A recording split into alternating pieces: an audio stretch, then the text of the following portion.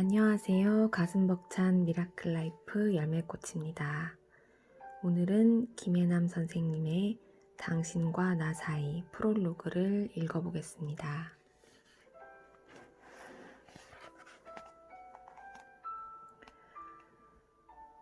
인간 관계에서 나타나는 이상한 일 중 하나는 사람들이 가까운 이보다 오히려 낯선 이에게 더 친절하다는 사실이다. 아버지와는 대화를 나눈 지 너무나 오래된 딸이 길을 헤매는 여행객을 보면 먼저 다가가 길을 알려준다. 친한 친구와 연락한 지 오래되었다고 한탄하는 박대리는 같은 회사 팀원들과 일주일에도 두세 번씩 술자리를 한다. 서글서글하고 친절해 회사에서 스마일맨으로 통하는 최 과장은 집에만 들어가면 입을 봉한 듯 말이 없어진다. 낯선 이를 만나면 호의를 보이며 그의 말에 귀 기울이던 사람들이 가까운 이에게는 그러지 않는다. 오히려 그 사람이 가만히 있는 자신에게 먼저 다가와 힘들지 위로해 주기를 바란다. 말하지 않아도 상대방이 자신을 이해해 주고 있는 그대로 자신을 받아들여 주기를 기대하는 것이다. 하지만 상대방도 힘든 것은 마찬가지다. 그러다 보니 사람들은 마치 각자의 섬에 고립된 듯이 살아간다. 그러고는 자신을 외롭게 만드는 누군가를 미워하고 원망한다.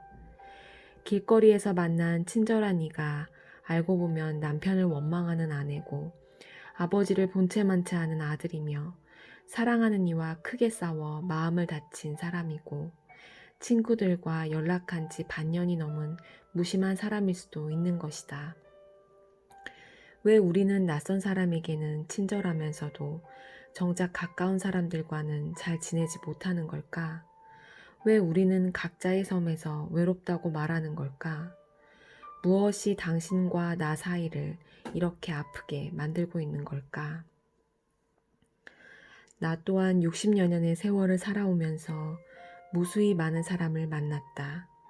생각해보면 나는 태어날 때 아무것도 아니었다. 하지만 나는 아버지와 어머니의 사랑을 받으며 자랐고 친구들을 만나 성장했으며 사회생활을 하면서 만난 무수히 많은 이들로부터 세상을 배우면서 지금의 내가 되었다. 때론 그 과정에서 상처받기도 했고 상처 주기도 했다. 때론 억울했고 때론 누군가가 미웠고 때론 화가 났으며 때론 너무 슬퍼 눈물이 났고 때론 마음을 다쳐 아무것도 할 수 없을 때도 있었다.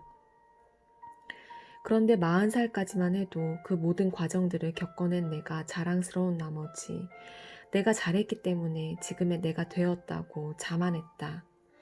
까짓거 세상 사람들의 도움 없이도 홀로 설 수 있다고 생각한 것이다. 그들이 나를 필요로 할지 몰라도 나는 그들이 별로 필요 없다고 생각했다. 그리고 고백하건대 내가 없으면 세상이 돌아가지 않을 것이라는 착각도 했다. 나 없이는 집이고 병원이고 환자들이고 다 잘 지내지 못할 것이라고 자신한 것이다. 물론 가족과 친구들이 내 곁에 있어줘서 고맙다는 생각을 하곤 했다. 하지만 그것도 잠시뿐. 하루하루 살기 바쁜 나는 그들에게 고맙다는 말을 제대로 전한 적이 없었다. 보다 정확하게 말하자면 피상적으로만 고마움을 느꼈을 뿐 그들이 내 곁에 있는 것을 아주 당연하게 생각했다. 어느 날엔가는 엄마, 환자들 얘기만 들어주지 말고 내 얘기도 들어주면 안 돼?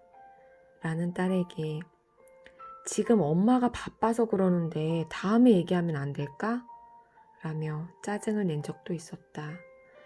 뿐만 아니라 집안일과 육아를 은근슬쩍 나한테 미루는 남편을 미워했고 일하랴 살림하랴 바쁜 나에게 자기 아들 챙기지 않는다고 불평을 늘어놓는 시어머니를 원망했으며 내가 바쁜 걸 뻔히 알면서도 자기 필요할 때만 찾아와 도와달라고 말하는 동료들을 얄밉다고 생각했다.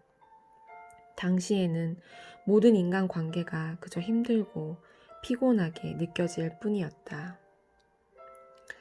그런데 2001년 몸이 점점 굳어가는 파킨슨병 진단을 받고 결국 2014년 병세가 악화되어 병원 문을 닫게 되자 나를 찾아오거나 연락하는 사람들이 줄어들기 시작했다. 처음엔 너무 아파서 그 사실조차 미처 깨닫지 못했다.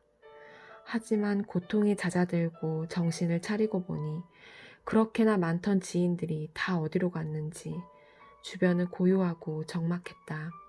게다가 세상은 나 없이도 멀쩡하게 잘 돌아갔다. 그제야 나는 늘 내 곁을 지켜주는 사람들을 다시 보게 되었다. 손을 마주 잡고 따뜻한 체온을 느끼면서 인사를 나누고 서로의 눈을 보면서 그동안의 안부를 묻고 이런저런 얘기를 나누며 서로의 생각을 알게 되는 그 시간이 얼마나 소중했는지를 뒤늦게 깨달은 것이다. 그러자 과거에 내가 건성으로 대했거나 의례적으로 대했던 사람들에 대한 미안함이 물밀듯이 밀려왔다. 그 중에는 스쳐 지나갈 인연들도 있었지만 붙잡았어야 할 소중한 인연들도 있었는데 바쁘다는 이유로 나는 그것을 놓치고 말았다. 30여 년 동안 정신분석 전문의로 활동하며 만난 수천 명의 환자들. 그들은 모두 마음이 아파 나를 찾아왔는데 놀랍게도 그들을 가장 아프게 만든 사람들은 바로 제일 가까운 사람들이었다. 그들은 있는 그대로의 모습을 사랑받고 싶었지만 가까운 사람들은 그 소원을 들어주지 않았다. 그로 인해 깊은 상처를 입은 그들에게 가장 어려운 일은 누군가와 가까워지는 것이다. 혹시라도 상대방이 자신의 못나고 열등한 모습을 발견하고 자신을 싫어하게 되거나 떠나버릴까봐 두렵기 때문이다. 지난날의 상처가 너무 아팠던 그들은 더 이상 상처받지 않기 위해 적당히 자신을 감춘 채 살아가기를 택한다. 그래서 누군가가 자신을 사랑해주기를 바라지만 막상 상대방이 다가오면 두려워하면서 도망가기를 반복한다. 아니면 뭔가를 아주 특별하게 잘해야만 사랑받을 수 있다고 생각하며 완벽해지려고 애쓰다가 어느 순간 지쳐버린다. 더 이상 노력해봐야 소용없다고 생각하는 그들에게 찾아오는 것은 깊은 우울뿐이다. 하루하루 사는 게 의미 없고 그저 힘들다고 느끼는 그들은 끝내 내 앞에서 울음을 터뜨렸다. 하지만 안타깝게도 상처 입기를 두려워하는 한 그들은 상처에서 끝내 벗어날 수 없다. 누군가와 가까워지기 위해서는 남들에겐 꽁꽁 감춰왔던 못나고 약한 모습을 그에게 보여도 괜찮을 거라는 확신이 필요하다. 즉 상처 입기를 각오해야만 그토록 원하던 사랑을 얻을 수 있는 것이다. 하지만 아무리 상처 입기를 각오했더라도 막상 가까워지는 것은 생각보다 더 어려운 일이다. 상대방이 내가 원하는 것을 들어주지 않으면 속상하고 상대방이 내가 하지 말라고 하는 것을 굳이 고집하면 화가 나기 때문이다. 한없이 내 편이라고 생각했던 상대방이 자기 고집을 부리면 그가 낯설게 느껴지고 그만큼 멀게 느껴지는 것이 인지상정이다. 안 그래도 세상이 내 맘대로 안 돼서 화가 나는데 내 곁에 있는 사람마저 내 맘 같지 않으면 우울할 수밖에 없다. 어차피 인생은 혼자 사는 거라고 애써 스스로 위로해봐야 끓어오르는 화를 어쩌지 못해 우라통이 터진다. 그러면 내 마음을 몰라주는 상대방이 미워지고 자연히 그를 원망할 수밖에 없게 된다. 더욱이 얼굴을 안 볼 수 있으면 좋으련만 싫어도 어쩔 수 없이 얼굴을 봐야 하는 사이에서 문제가 생기면 다른 인간 관계에도 안 좋은 영향을 미친다. 나아갈 기미가 보이지 않는 관계를 하루하루 버티는 것만큼 지옥 같은 일도 없기 때문이다. 관계의 지옥에서 빠져나가려면 어떻게 해야 할까? 역시 그 관계를 끊어버리는 것 외에는 답이 없는 걸까? 부끄럽지만 나 또한 관계를 끊어버리는 것이 최선이라고 생각한 적이 있었다.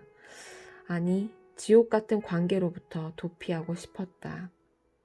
하지만 도망가는 대신 나는 내 관점을 바꾸는 방법을 택했다. 혹시 내가 상대방에게 너무 큰 기대를 하는 건 아닌지, 애초에 내가 포기하거나 버려야 할 것은 없었는지를 자문해보게 된 것이다. 그 과정에서 나는 일과 사회생활을 잘하기 위해 사람들과 잘 지내려고 애쓰면서도 정작 소중한 관계를 지키는 데에는 소홀했다는 사실을 깨달았다. 중요하지 않은 사람들에게 잘하려고 노력하면서 내 인생의 가장 중요한 사람들에게는 그렇게 하지 못했던 것이다. 그러므로 이 책은 모든 사람과 잘 지내고 싶은 사람들에게는 별 도움이 되지 않을 것이다.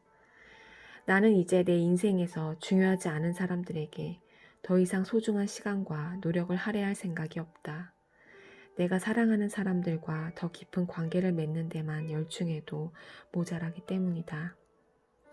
그런데 재밌는 것은 소중한 사람들과의 관계를 회복하고 그 관계를 돈독하게 만들기 위해 애쓰는 동안 오히려 다른 사람들과의 관계도 편안해졌다는 사실이다.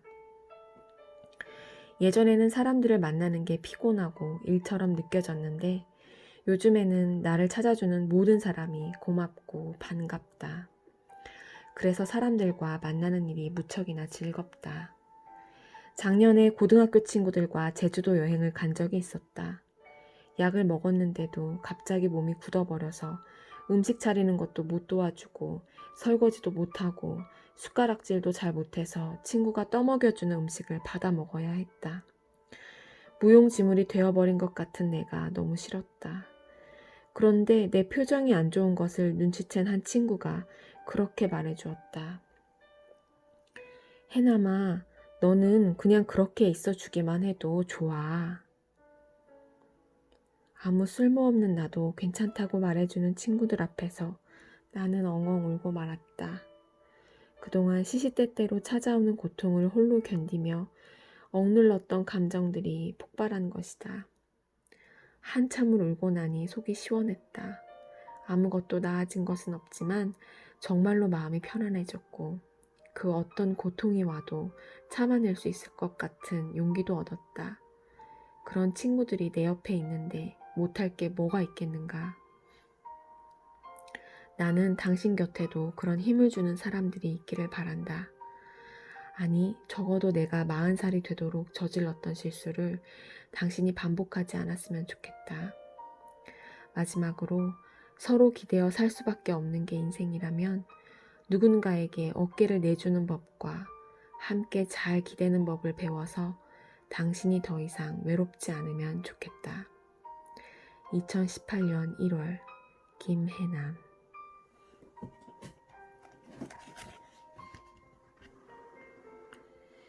너무 멀어서 외롭지 않고 너무 가까워서 상처 입지 않는 거리를 찾는 법이라는 부제로 당신과 나 사이의 책 프롤로그를 읽어보았습니다. 너는 그냥 그렇게 있어주기만 해도 좋아. 이런 말을 자기 전에 누군가에게 해줄 수 있었으면 좋겠습니다. 그리고 늘 그냥 있어주기만 해도 좋아하는 우리 엄마. 엄마, 늘 고맙고 사랑합니다.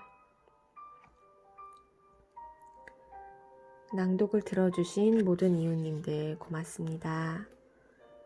그대가 그냥 있어주기만 해도 좋은 밤입니다. 고맙습니다. 사랑합니다.